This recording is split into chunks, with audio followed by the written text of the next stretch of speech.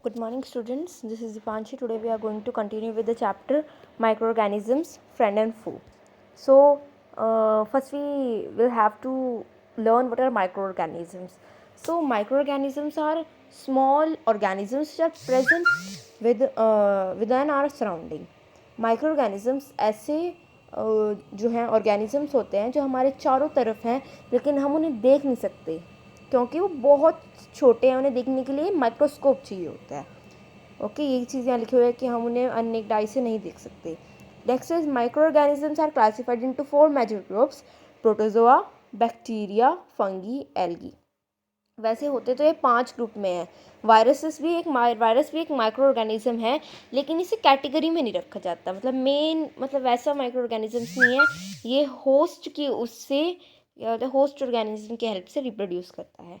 जो common elements like cold, flu और polio, chicken, ये सारे किससे होते हैं? चिकन पॉक्स, ये सारे किससे होते हैं? उससे वायरसेस से होते हैं. नेक्स्ट इज डाइजेंट्री, मलेरिया प्रोटोजोआ से होते हैं. Typhoid, tuberculosis, TB bacteria disease हैं. और आपने ये 6th-7th में पढ़ा है कि बैक्टीरिया मतलब माइक्रो ऑर्गेनिजम्स एक्चुअल में होते क्या हैं. नेक्स्ट इज ये कहाँ रहते हैं. अभी मैंने बताया कि जो माइक्रो ऑर्गेनिजम्स है ये हमारे सराउंडिंग में ऑल ओवर है. हर जगह जो है माइक्रो ऑर्गेनिजम्स प्रेजेंट है. चाहे वो आपका वाटर हो, एयर हो, कहीं भी हो, माइक्रो ऑर्गेनिजम्स हर जगह प्रेजेंट है. Next is micro organisms and us. अब माइक्रो ऑर्गेनिज्म कुछ तरह से हमारे लिए हार्मफुल भी हैं और कुछ तरह से हमारे लिए हेल्पफुल भी हैं. ओके, सो सबसे पहले हम पढ़ेंगे फ्रेंडली माइक्रो ऑर्गेनिजम्स, मतलब जो हमारे फ्रेंड हैं. इसमें जो सबसे पहला काम ये करता है वो है सॉइल फर्टिलिटी इंक्रीज़ करता है ये. अब जैसे कि हमें पता है कि नाइट्रोजन जो है एक इम्पॉर्टेंट एलिमेंट है किसका? सॉइल का. और एक प्लांट ग्रो करने के लिए नाइट्रोजन की ज़रूरत पड़ती है उसे, तभी हम फर्टिलाइजर्स डालते हैं, राइट. तो इसी तरह माइक्रो ऑर्गेनिज्म क्या होता है? फिक्सिंग ऑफ नाइट्रोजन में हेल्प करता है, जिससे सॉइल फर्टिलिटी इंक्रीज होती है. Next is making of curd and bread. अब कर्ड और ब्रेड, दही और ब्रेड. अब दही बनाने के लिए भी क्या चाहिए हमें? माइक्रो ऑर्गेनिजम्स चाहिए. एक बैक्टीरिया होता है जिसका नाम होता है लैक्टोबैसिलस. ये क्या होता है? फॉर्मेशन ऑफ कर्ड में इस्तेमाल होता है. ये क्या करता है? जैसे हम मिल्क लेते हैं, आपने अपनी मदर्स को सपने घर में कड़ी मतलब ये दही बनाते हुए देखा ही है. तो इसमें दही में क्या करते हैं? सबसे पहले ये जो मिल्क है उसे बॉईल करेंगी, देन फिर क्या करेंगे? इसमें जो पुरानी कर्ड होगी वो डाल देंगी. अब कर्ड में क्या है? लैक्टोबैसिलस है. जैसी वो मिल्क में डली, वो मिल्क को क्या करेगी? मल्टीप्लाइज करेगी और कन्वर्ट कर देगी कर्ड में. अंडरस्टैंड? नेक्स्ट है ये पिकल्स, चीज़, इन सारे मेकिंग में भी काफ़ी ज़्यादा हेल्पफुल है माइक्रो ऑर्गेनिजम्स. एंड ईस्ट जो है वो हेल्पफुल है fermentation of rice, idlis and dosa batter. आपने अपनी मदर को देखा है कि वो ना जब भी डोसा बनाती हैं तो बना के थोड़ी देर एंड देन फिर उसे रख देती हैं. ठीक है, देखो यहाँ पे वही है, थोड़ा बहुत मैदा लिया हुआ है, उसमें यीस्ट डाल दिया है, पूरा ऐड करके उसे थोड़ी देर के लिए रख देती हैं. किस लिए रखती हैं? कोई बता सकता है? या आप मेरे को कमेंट करके बताओगे किस लिए लगते हैं. ओके, नेक्स्ट टॉपिक हमारा है कि यीस्ट जो है रैपिडली प्रोड्यूस करता है कार्बन डाइऑक्साइड. अब देखो, मैं आपको पेन की हेल्प से इसमें समझाना चाहूँगी. ओके, अब आप देखो यहाँ पे एक एक्टिविटी है कि हमें एक क्या लेना है? बाउल लेना है. इसमें हमें क्या करना है? आटा या फिर मैदा रख देना है. ठीक है, ऐड सम शुगर, चीनी. इसमें क्या कर दिया हमने? शुगर जो है वो थोड़ी बहुत ऐड कर दी. Sugar. Okay, next is add a small amount of yeast powder. अब हमने क्या करा? इसमें ही थोड़ा सा यीस्ट पाउडर भी ऐड कर दिया. ओके, राइटिंग पे मत जाना मेरी, बहुत बेकार है. And need to make a soft dough. अब और इसे अब क्या करना है? गूंद लेना है. गूंद देने से मेरा मतलब है जैसे आपकी मम्मा आटा गूंदती है ना, इस तरह से क्या करना है आपको? इसे सारा अच्छे से गूंद लेना है इस आटे को. ओके, अब नेक्स्ट क्या है इसमें? नेक्स्ट टॉपिक जो हम कवर करेंगे अपना वो करेंगे, यही चीज़ हम आगे कंटिन्यू करते हैं. अब देखो, आपने इसे रख दिया बना के. अब जो ये है ना, थोड़ी देर में आप देखोगे कि ना ये फूल जाएगा. आप यहाँ देख रहे हो, ऊपर वाले पिक्चर में देख रहे हो कि क्या वो फूल गया, क्योंकि यीस्ट जो क्या करती है? कार्बन डाइऑक्साइड प्रोड्यूस करती है किसमें, रेस्पिरेशन के प्रोसेस में। अब हमें पता है रेस्पिरेशन हर चीज़ में हो रही है, तो ये ईस्ट जो है वो कार्बन डाइऑक्साइड कर रही है, और जो बबल्स थे ना इस मैदे के, इसमें भर रही है ये कार्बन डाइऑक्साइड, जिसकी वजह से वो फूल रहा है, जिसकी वजह से इंडस्ट्रीज में ब्रेड बन रहे हैं, पेस्ट्रीज बन रही हैं, केक मिल रहे हैं, केक बन रहे हैं। Next is commercial use of micro organism. अब माइक्रो ऑर्गेनिज्म जो है ना भाई, उन्हें पैसे कमाने के लिए भी इस्तेमाल करा जाता है। अब आप बोलोगे मैम ऐसा कैसे, माइक्रो ऑर्गेनिजम्स कैसे पैसा दे सकते हैं हमें? तो ऐसा इसलिए है कि प्रोडक्शन ऑफ अल्कोहल, ये ना अल्कोहल की प्रोडक्शन में हेल्प करते हैं। वाइन्स जो होती हैं और विनेगर, जिसे हम एसिटिक एसिड भी बोलते हैं, और ये यीस्ट है वो commercial purpose of alcohol and wine के लिए ही यूज़ होती है। ओके, जैसा कि अभी हमने ऊपर वाले प्रोसेस में पढ़ा। अब फर्मेंटेशन क्या है? The process of conversion of sugar into alcohol is known as fermentation. अब आपने सोचा होगा कि मैंने यहाँ ऊपर फर्मेंटेशन यहाँ काफ़ी बार यूज़ हुआ है, लेकिन मतलब तो मैम ने बताया नहीं। मैंने इसलिए नहीं बताया क्योंकि यहाँ जो है ऑलरेडी फर्मेंटेशन की डेफिनेशन गिवन है। This is the smell of alcohol as sugar has converted into alcohol by yeast. This process of conversion of sugar into alcohol is known as fermentation. Fermentation किसने discover करी थी? Louis Pasteur ने।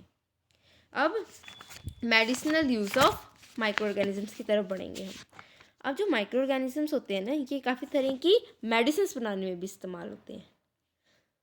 अब आप देखो, कोई बीमार पड़ता है, कहाँ जाता है? डॉक्टर के पास जाता है। डॉक्टर उसे कुछ टैबलेट्स देते हैं, एंटीबायोटिक्स देते हैं, ठीक है। और ये एंटीबायोटिक्स का एक पूरा क्या होता है, प्रॉपर डोज होता है जो हमें लेना पड़ता है, जिससे हमारे जो तबीयत है वो ठीक हो जाती है। अब आपको पता है ये जो एंटीबायोटिक्स होती हैं ये किससे प्रोड्यूस होती हैं? ये बैक्टीरियाज एंड फंगी से प्रोड्यूस होती हैं। ओके, यहाँ स्पेसिफिक नेम्स दिए हुए हैं बैक्टीरिया, मतलब कॉमनली नोन एंटीबायोटिक्स के, ये आपको लर्न करने हैं। ओके, नेक्स्ट हम पढ़ेंगे antibiotics are even mixed with the feed of livestock and poultry to check micro organism infection in animals. जब माइक्रोबल इन्फेक्शंस हो जाते हैं एनिमल्स को, उसे चेक करने के लिए भी एंटीबायोटिक्स यूज़ होती है। Then is vaccine. अब वैक्सीन के बारे में मैं आपको पूरा हिंदी में समझाऊंगी क्योंकि ये बहुत इंपॉर्टेंट टॉपिक है और आगे जाके भी आपको ये काफ़ी ज़्यादा काम आएगा। अब आप देखो, मान लो अभी मैं कोरोना वायरस के एग्जांपल से आपको पूरा समझाऊंगी, ठीक है। अब सब लोग कोरोना वायरस को तो जानते ही हैं। अब आप देखो, कोरोना वायरस था, ठीक है, वो किसी इंसान की शरीर में घुस गया।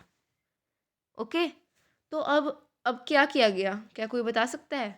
वैक्सीन लगाई गई मैम, वेरी गुड। तो ये वैक्सीन में एक्चुअली थी क्या? ये वैक्सीन बनी किससे थी?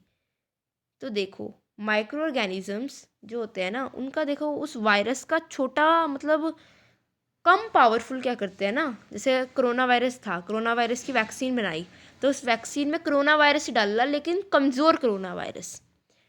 अब जब कमज़ोर कोरोना वायरस हमारे शरीर के अंदर आएगा तो जो बॉडी है वो उसे फाइट करने की कोशिश करेगी। अब कमज़ोर कोरोना वायरस है तो वो इतना फ़र्क तो आपके शरीर में डालेगा नहीं, लेकिन जैसे ही उसके फाइट करेगी, क्या है हमारी जो हमारा इम्यून सिस्टम है उससे फाइट करेगा, तो उसे पता चल जाएगा कि जब इससे थोड़ा बड़ा और ताकतवर कोरोना वायरस आएगा तो उससे कैसे फाइट करना है। तो वैक्सीन कुछ नहीं होती, बल्कि जो जो बॉडी है जो हमारे शरीर में घुसी हुई है, जिसका हमें इलाज करना है, उसकी ही थोड़ी सी क्या होती है, अनपावरफुल स्टेज होती है। अंडरस्टैंड? नेक्स्ट टॉपिक हमारा वैक्सीन हमने कवर कर लिया है। Next is increasing soil fertility. इससे पहले ये भी पढ़ लेते हैं। Edward Jenner discovered the vaccine for smallpox in 1798। ये भी याद करना है आपको। Next is increasing soil fertility. Next topic हमारा क्या है? Increasing soil fertility. अब हमें पता है कि नाइट्रोजन है एटमॉस्फेयर इनरिच होता है, मतलब जो नाइट्रोजन है वो हमारे उसमें एयर में बहुत अच्छे अमाउंट में पूरा पाया जाता है। लेकिन जो कुछ प्लांट्स होते हैं जो डायरेक्टली एयर से क्या करते हैं, नाइट्रोजन नहीं ले सकती। समझ रहे हो आप? नहीं ले सकते वो डायरेक्टली उससे, तो उनके ना जड़ों में बैक्टीरिया प्रेजेंट होता है, राइजोबियम बैक्टीरिया। ये किस में हेल्प करता है? इंक्रीजिंग सॉइल फर्टिलिटी में। मतलब ये नाइट्रोजन को सिंपल फॉर्म में कन्वर्ट करके फिर प्लांट्स तक पहुंचा देता है। क्लीनिंग द एनवायरनमेंट, ये मैंने अभी आपको बताया कि जो ऑर्गेनिक वेस्ट होते हैं इन्हें, मतलब जो ऑर्गेनिक मैटर होते हैं इनको जो माइक्रो ऑर्गेनिजम्स रहते हैं ये क्लीन अप कर देते हैं उससे, सराउंडिंग से। ओके, और बस यही सारा बताया हुआ है। Next is harmful micro organisms. अब माइक्रो ऑर्गेनिजम्स अगर फ्रेंड हैं तो कुछ माइक्रो ऑर्गेनिजम्स हमारे लिए हार्मफुल भी हैं, यानी फो हैं एक तरह से। Next is disease causing micro organisms are को पैथोजन। मतलब जो कोई डिसीज़ करते हैं उन्हें क्या कहते हैं? पैथोजन्स। अब disease cause micro organisms in humans. अब ह्यूमंस में भी काफ़ी सारे डिसीज़ कॉजिंग माइक्रो ऑर्गेनिज्म हमारे आसपास होते हैं, जिनमें जैसे जो हमें अफेक्ट करते हैं एयर के थ्रू, वाटर के थ्रू, फूड के थ्रू, फिजिकल कंटैक्ट। अब इन सब के कि एयर से कौन से हार्मफुल माइक्रो ऑर्गेनिजम्स हैं, वाटर में कौन से, फूड में, फिजिकल, ये आप मुझे बताएंगी क्या क्या कॉजेज़ हैं। ओके, जैसे कोलेरा है, ये किससे होता है? Air, water, food. Common cold है, ये किससे होता है? चिकन पॉक्स है, ट्यूबरोकोकिस है, ये एयर, वाटर, फूड। आप मेरे को कमेंट सेक्शन में बताएंगे। ओके, तो ये कम्युनिकेबल डिसीज़ होती हैं जो एयर, वाटर, फूड और फिजिकल कॉन्टैक्ट से फैलती हैं। अब आपने देखा है एक पर्सन जो है वो उसे कोल्ड हो रहा है, लेकिन अगर वो किसी के भी कॉन्टैक्ट में आता है तो उसे भी कोल्ड हो जाता है। तो ये कह सकते हैं कम्युनिकेबल डिसीज़ का एग्जाम्पल्स है। और कुछ इंसेक्ट्स और एनिमल्स हैं उनसे भी होता है हमें, जैसे कि मच्छर हो गया, मक्खी होगी। अब आप बोलोगे मक्खी कैसे सर, वो तो इतनी सारी मक्खी कैसे मैम, वो तो इतनी सारी होती हैं, हमें तो कुछ नहीं होता। लेकिन जो मक्खियाँ होती हैं, कभी वो डस्टबिन पे बैठेंगी, कहीं बैठेंगी, एंड देन फिर वो एकदम से आके आपके फूड पे बैठ गई, तो उनके पैरों में जो जर्म्स थे वो क्या हो गए? आपके फूड में ट्रांसफ़र हो गए। तो आप सोच सकते हो कितने बैक्टीरिया जो उस समय हैं आपके फूड पे आ गए होंगे। इसलिए ये एक तरह से मक्खी भी क्या है? कैरियर ऑफ डिसीज़ है। नेक्स्ट द फ्लाइज, ये देखो ये इसी चीज़ का एग्जांपल दिया हुआ है यहाँ। The fly sit on the garbage and animal excreta, pathogen stick to the bodies when these fly sit on the uncovered food that may transfer the pathogens. Whoever eat the contaminated food is likely to get sick. Next, another example of a carrier is female Anopheles mosquito which carries the parasite of malaria. अब यहाँ female Anopheles mosquito होती है जो malaria में help करती है। Female Andes mosquito dengue virus के लिए होती है, ये भी आपको याद करने हैं। ओके, यहाँ कुछ कॉजेज ऑफ माइक्रो ऑर्गेनिजम्स दिए हुए हैं, ये आप देख लीजिएगा एक बार। नेक्स्ट है disease causing micro organisms in animal. अब एनिमल में तो भाई कोई एनिमल में भी तो डिसीजेज होती हैं, है ना? The several organisms not only cause diseases in humans and plants but also in other animals. For example, anthrax. I think आपने 7th में भी पढ़ा है फाइबर टू फैब्रिक चैप्टर में कि एंथ्रेक्स क्या होता है। एंथ्रेक्स जो होता है कैटल डिसीज़ है। जब हम भेड़ों के जो बाल हैं उन्हें कट डाउन करते हैं तो फिर उनमें काफ़ी सारी बैक्टीरिया होती हैं जो इंसान के शरीर में एंटर हो जाती हैं। इसे ही एक तरह का क्या बोलेंगे हम, एंथ्रेक्स कहते हैं। और ये डिसीज़ कॉज करता है एनिमल्स में। Okay, disease causing micro organisms in plants. अब प्लांट्स में भी काफ़ी तरह की डिसीज़ होती हैं। जैसे आपने देखा अगर इस मौसम में अभी आप गन्ना खाते हो तो उसमें से रेड से कीड़े निकलते हैं, राइट, जो कि हमारे लिए काफ़ी हार्मफुल है। तो ये भी एक तरह का माइक्रो ऑर्गेनिजम्स है। Several micro organism cause disease in plant like wheat, rice, potato, sugar cane. याद है हमने पेस्टिसाइड्स के बारे में पढ़ा था, वो इन्हीं को मारने के लिए यूज़ होते हैं। Apple and other disease reduce the yield of crop. For such diseases, they can be controlled by use of certain chemical which kill the microbes. यहाँ से कॉमन प्लांट डिसीज़ हैं जो माइक्रो ऑर्गेनिजम्स होते हैं, देख लीजिएगा इन्हें आप। नेक्स्ट है फूड पॉइजनिंग। भाई फूड पॉइजनिंग तो एक ना एक बार सभी को ही होगी, है ना? अब फूड पॉइजनिंग जो है वो कैसे स्टार्ट होती है? कंटेमिनेटेड फूड खाने से। अभी हमने पढ़ा कंटेमिनेटेड फूड क्या होता है, जिन पे micro organisms, harmful micro organisms attack कर देता है, पैथोजन अटैक कर देता है, और जब हम उन्हें खा लेते हैं तो उसको कहते हैं हम फूड पॉइजनिंग हो जाती है फिर हमें। Next is food preservation. अब फूड्स को बचाने के लिए भी इनका इस्तेमाल होता है। Next is chemical methods. Chemical methods, salt and edible oils are common chemical generally used to check the growth of microorganisms. Therefore they are called preservatives.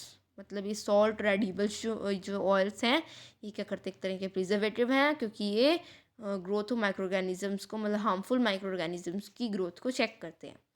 Preservation by common salt. आपने देखे कुछ सब्जी में सॉल्ट डाल के रख देते हैं, रॉ मैंगो सॉल्टिंग, आंवला हो गया है, इन सब पे क्या करते हैं, सॉल्ट डाल के रख देते हैं ताकि ये ख़राब ना हो, है ना।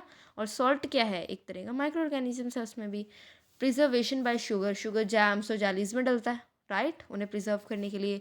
Preservation by oil and vinegar, heat and cold treatment. अब आपने देखा आपकी मदर जो है ना, ताकि दूध खराब ना हो ना, तो पहले तो देखो उसे बॉयल करती हैं, फिर उसे फ्रिज के अंदर रख देते हैं, फ्रिज के अंदर रखा रखा ख़राब ना हो जाए ना, तो वापस निकाल के उसे दोबारा गर्म करती हैं। ये एक तरह का क्या है, हीट एंड कोल्ड ट्रीटमेंट है। Pasteurized milk can be consumed without boiling as it is free from harmful microbes. The milk is heated to about 70 degrees for 15 to 30 seconds and suddenly chilled and stored. By doing so, it prevents the growth of microbes. ये सारे इसमें लिखा हुआ है। Louis Pasteur ने इसे discover करा था पेस्चराइजेशन के मेथड से। Next is storaging and packaging. Dry fruits जो होते हैं वो किसमें स्टोर होके आते हैं, क्या कोई मुझे बताएगा? पैकेट में स्टोर होके आते हैं। वेरी गुड जी, बहुत बढ़िया।